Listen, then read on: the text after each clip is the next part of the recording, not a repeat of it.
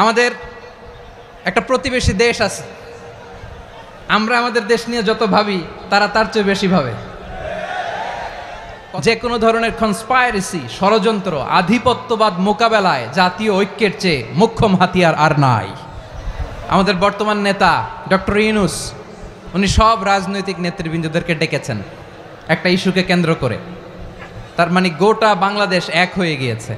আল্লাহু আকবার, আল্লাহু আকবার, আল্লাহু আকবার কবীরা। দেশের কল্যাণে ভেদাভেদ ভুলে জাতীয় ঐক্যের আহ্বান জানিয়েছেন ইসলামিক বক্তা ডক্টর মিজানুর রহমান আজহারী। তিনি বলেন, ঐক্যের বিকল্প নেই। কিছুদিন আগে আমাদের লিডার ডক্টর মোহাম্মদ ইউনূস জাতীয় ঐক্যের জন্য সমস্ত দলকে ডেকেছেন। ওনার কথায় আমাদের ঐক্যবদ্ধ হতে হবে। প্রয়োজনে অন্য ধর্মের সঙ্গেও ঐক্য হওয়া দরকার, না হয় বিপদ আছে।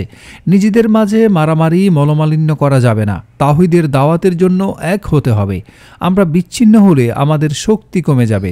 একে অপরকে কাফের ফতোয়া দিয়ে নিজেদের মধ্যে মতানৈক্য না করি।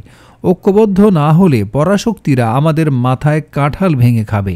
আমি পেকুয়ার তাফসিরুল কোরআন মাহফিল থেকে আলেম ওলামা ও সকল রাজনৈতিক দলের উদ্দেশ্যে বলছি, ভেদাভেদ ভুলে আমরা জাতীয় ঐক্যে আবদ্ধ হই।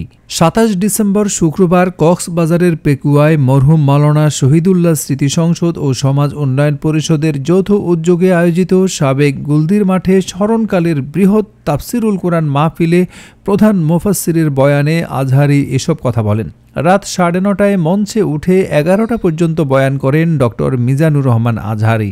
এ সময় তিনি পবিত্র ধর্মগ্রন্থ আল কোরআনের বাণীর পাশাপাশি সাম্প্রতিক ঘটে যাওয়া বিভিন্ন সাম্প্রদায়িক ঘটনাকে কেন্দ্র করে বলেন, নতুন বাংলাদেশ একটি অসাম্প্রদায়িক রোল মডেলের নজির দেখিয়েছে। চট্টগ্রামে আইনজীবী আলিফ হত্যাকাণ্ডের পরও মুসলিমরা ধৈর্যের পরিচয় দিয়েছে। মন্দিরে মাদ্রাসার ছাত্ররা পাহারা দিয়েছে। তা সত্ত্বেও প্রতিবেশী দেশ ভারত নানা গুজব, প্রোপাগান্ডা ছড়াচ্ছে, যা বন্ধুসুলভ আচরণ নয়, বরং তারা নিজেদের নিয়ে না ভেবে প্রভুত্ব আচরণ দেখাচ্ছে।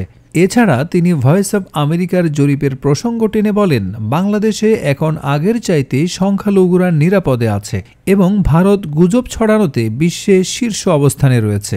এর আগে আজহারী আসার খবরে শুক্রবার সকাল থেকে পেকুয়ার সাবেক গুলদির মাহফিল স্থলে মানুষের ঢল নামে। বিকেল থেকে কানায় কানায় পূর্ণ হয়ে যায় মাহফিল স্থল। তাফসিরকে কেন্দ্র করে ময়দান ও আশপাশ স্থলে নিশ্ছিদ্র নিরাপত্তা নিশ্চিত করে আয়োজক কমিটি ও প্রশাসন। বিকেলে একটি হেলিকপ্টারে করে পেকুয়ায় এসে পৌঁছান আজহারী। তাকে এক নজর দেখতে সমবয়সী মানুষের ভিড় লেগে যায়। এ সময় হ্যালিপ্যাড থেকে মাহফিল স্থল পর্যন্ত লাল গালিচা বিছিয়ে আজহারীকে বরণ করা হয়।